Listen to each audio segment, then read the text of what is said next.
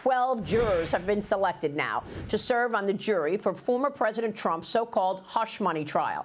One juror who was selected was sworn in earlier this week and was excused yesterday after it was revealed that the man was once arrested for tearing down right-leaning political advertisements. The former president calling out President Biden, saying he should be in jail. Watch this. The whole world is watching this New York scam. The whole thing is a mess, and you have the leading candidate and leading crooked Joe Biden by a lot. He's the one that should be in trial. He's a crook. You got a crooked president. He should be in trial with all the stuff he's done and his family. He should be in trial, but he's the one in charge. His top people are here, working with the DA's office to make sure everything goes right.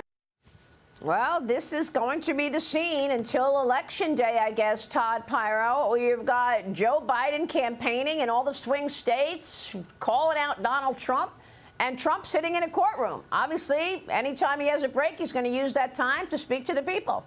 And if you don't think this is coordinated, if you don't think this is exactly what the Democrats drew up, then I've got a bridge right near that courthouse to sell you. But when it comes specifically to the jury, if I remember one thing from my time as a lawyer, it's, boy, you really want to avoid juries at all costs because they are wild cards. And when I look at this jury, I ask the question, is this a representative sample of the island of Manhattan?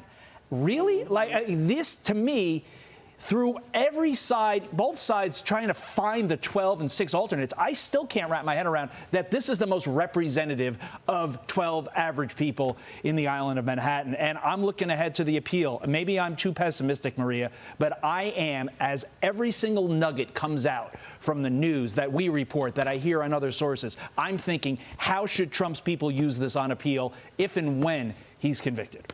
I mean, look, I've got to believe that there is some opportunity for a hung jury, right? Just looking at this. But you're right. I mean, we'll see. It is Manhattan, after all, and you don't have a lot of fans there of President Trump. But look at this. A new Fox News poll is finding that President Biden and former President Trump are in a tight race in the battleground states. Trump is leading. He's leading in Georgia and Michigan, but they are tied in Wisconsin and Pennsylvania right now. So, Rebecca, we're going to go back and forth, but so far Trump has been leading in these swing states. I'm wondering if the fact that he's stuck in a courtroom and Joe Biden's got the opportunity to go talk to everybody and go into these swing states is giving him an edge. And that's why President Trump calls this election interference.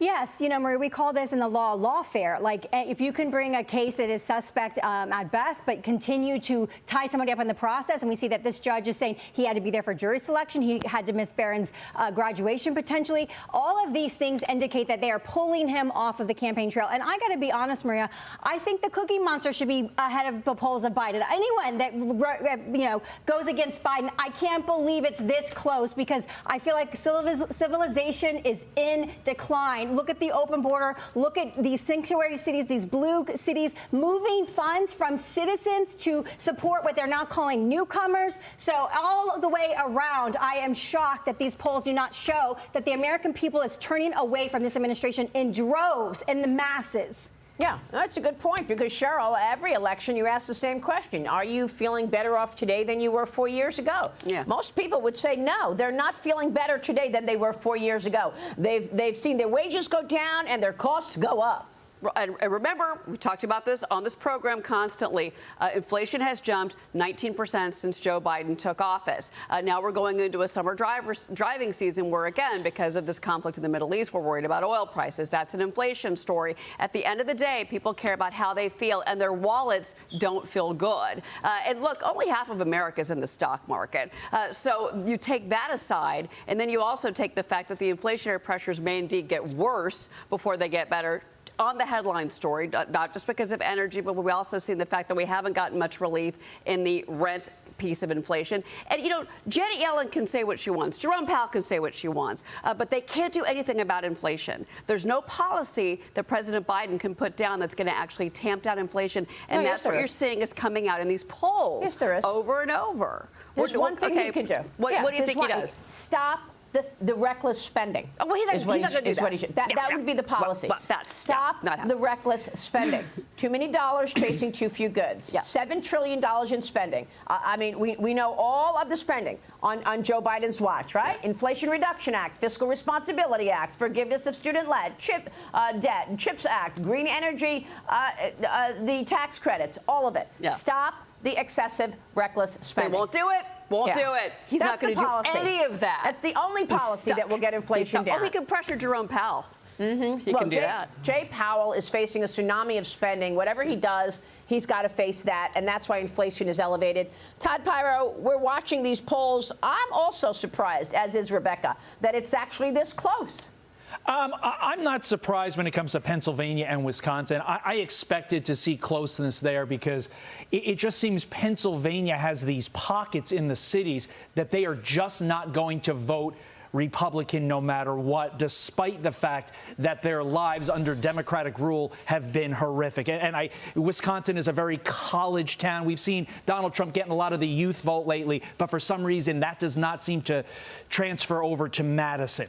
I want to draw attention to Georgia and Michigan, specifically Michigan. I think everything you see with regard to how Joe Biden is handling Israel and will continue to handle Israel is all going to be dictated by Michigan going forward. I know we reported this morning, Wall Street Journal says he wants to give $1 billion to Israel. But I think everything you see on the campaign trail is going to be about supporting the Palestinian cause. And I think we need to recognize that that is all in order to win Michigan.